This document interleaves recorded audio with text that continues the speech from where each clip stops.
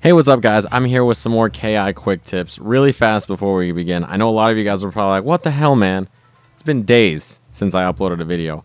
Alright, now here's the deal. I will explain where I've been in my next shenanigans, but, I'm sorry that I wasn't posting stuff. I had a plan. It didn't work out, so I apologize. My goal this week is, like usual, there'll be a video every day, but if I can, I'm going to try to do 2 videos a day. At least on some of the days. So at least like three or four times I'll try to do 2 videos a day, okay? So that's the plan to make it up for you guys. I'll have another Nightwing tutorial video this week.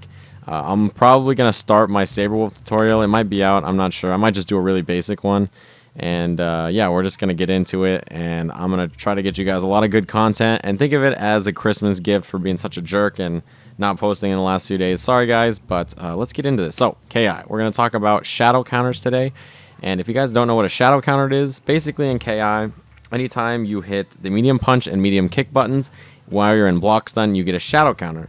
A shadow counter will put your character in an animation. If your opponent hits you during that animation, then your character will do a super. Now, if your opponent's still recovering, then they will always get hit by your super. So a lot of times people do this as a way to deal with block supers. A lot of block supers in this game are actually safe, but if you use a shadow counter, you can full combo punish them.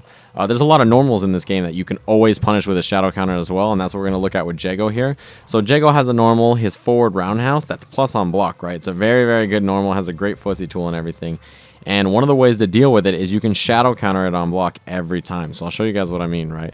I'll set him to record, and I'll do forward roundhouse into laser sword, and you guys can see what happens. Okay, so forward roundhouse laser sword. Now when I have him play back, you can see the shadow counter right there will always beat his forward roundhouse.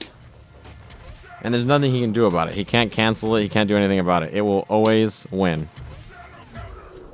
Okay, so think of it sort of like a parry that you have to spend meter on.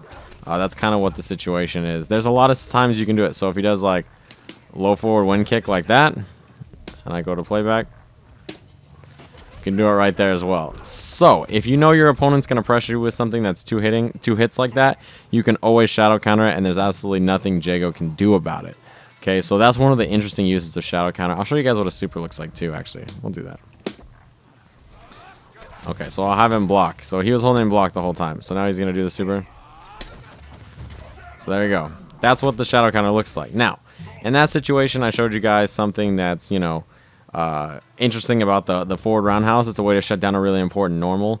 But I'm gonna show you guys something a little bit different this time. And this is going to be with Thunder as well. You can do the same kind of thing with him, because Thunder is a good example because he has a couple of situations I want to talk about. The first one is the pressure moves in this game, and the second one is his forward roundhouse. It's just like forward heavy punch. It's just like Jago's forward roundhouse.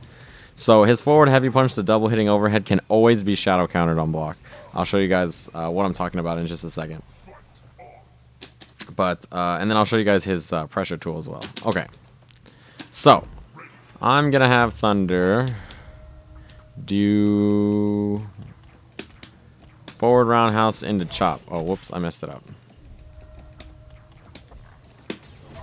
Okay, so forward roundhouse into chop, and I'll do playback. And just like Jago's roundhouse, there's absolutely nothing he can do about it.